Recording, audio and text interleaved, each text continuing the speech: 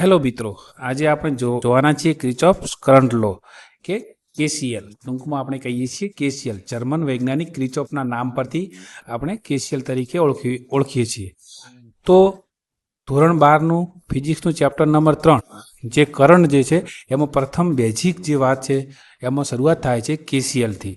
તો કેસીએલનો નિયમ શું કહે છે? જર્મન વૈજ્ઞાનિક કેસીએલ એના જે નિયમ છે એ શું જરૂર પડી? આપણે ઓહમનો નિયમ તો અભ્યાસ કર્યો, પરંતુ કેસીએલના આધારે આપણે સર્કિટમાંથી વિદ્યુત પ્રવાહ કેટલો પસાર થાય છે તો એ જટિલ સર્કિટોમાંથી આપણે વિદ્યુત પ્રવાહ પસાર થતો આપણે શોધી શકીએ છીએ. અને મિત્રો એકદમ ઇઝી છે, કેસીએલનો નિયમ એકદમ ઇઝી છે, બરાબર? તો આપણે થોડીક સમજી લઈશું એટલે એકદમ સરળતાથી આપણે સર્કિટને સોલ્વ કરી શકશું. તો ક્રિચોફનો કરંટનો નિયમ એ શું કહે છે? આપણે એનું સેન્ટેન્સ જોઈએ. નેટવર્કમાં કોઈ પણ જંકશન પર, મતલબ કે આ જે નોડ છે જ્યાં આગળ બે અથવા બેથી વધુ તાર ભેગા થતા હોય એને શું કહેવાય? જંકશન. તો જંકશન પર ભેગા થતા કરંટનો એલ્જેબ્રિક સરવાળો કેટલો હોય છે? 0 હોય છે. જંકશન પર એલ્જેબ્રિક સરવાળો કેટલો હોય છે? 0 હોય છે. જોઈએ કઈ રીતે મિત્રો. જે કરંટ આવે છે, કરંટ જે જંકશન પર આવે છે એ પ્લસ લઈશું અને જે બહાર નીકળે છે એને આપણે શું લઈશું? Minus.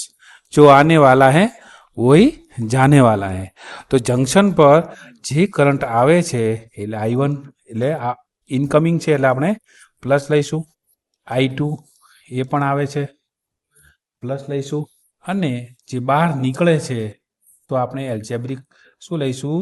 Minus I4 plus minus I3 કેટલો થશે?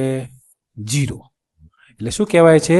નેટવર્કમાં જંકશન પર ભેગા થતા કરંટનો એલ્જેબ્રિક સરવાળો કેટલો થાય છે? 0 થાય છે. જો આને વાલા હૈ વહી જાને વાલા હૈ. નોડ પર કુછ રહેને વાલા નહીં હૈ. એટલે નોડ પર કરંટ કેટલો થશે? 0 થશે. એટલે નેટવર્કમાં કોઈ પણ જંકશન પર ભેગા થતા કરંટનો એલ્જેબ્રિક સરવાળો 0 થાય છે. આપણે વધારે સર્કિટનું એક એનાલિસિસ કરી અને વધારે અભ્યાસ કરીએ. જો મિત્રો બીજી રીતે પણ કહી શકાય, કરંટ સર્કિટમાં જે ઇનકમિંગ કરંટ જે છે, વિદ્યુત પ્રવાહ છે, એના બરાબર શું થશે? Out going current. સમજાઈ ગયું? જેટલો કરંટ અહીંયા આવે છે એટલો ને એટલો કરંટ શું થશે? બહાર નીકળશે. એટલે આપણે ટૂંકમાં કેવું હોય કે algebraic sum of current is equal to 0. એટલે અહીંયા નોડ જે પોઈન્ટ છે, જે જંકશન પોઈન્ટ છે, ત્યાં આગળ કેટલો હશે? કરંટ 0 થશે. એટલે જેટલો બી કરંટ આવે છે એટલો ને એટલો કરંટ બહાર નીકળી જાય છે. જો આ સર્કિટ પણ આપી છે મિત્રો કે જો ઇનકમિંગ કરંટ જે છે I1 આવે છે, I2 આવે છે અને I3 જે ઇનકમિંગ કરંટ છે એના બરાબર કેટલા થશે? Outgoing current. આ કરંટ આવે બહાર નીકળે છે, આ બહાર નીકળે છે. જેટલા આવે છે એના બરાબર જેટલા બહાર નીકળે છે. એટલે આ થઈ ગયો ક્રિચોફનો કરંટનો નિયમ. જેટલો ઇનકમિંગ કરંટ હોય છે, જેટલો વિદ્યુત પ્રવાહ આવે છે એટલો ને એટલો વિદ્યુત પ્રવાહ શું થાય છે? બહાર નીકળે છે. આવું કોણે કીધું? ક્રિચોફ કરંટ લો એટલે KCL.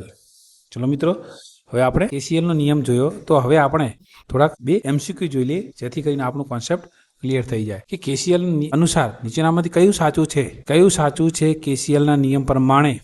તો વોલ્ટેજનો KCL છે એટલે કરંટ આવશે, આ નહીં આવે.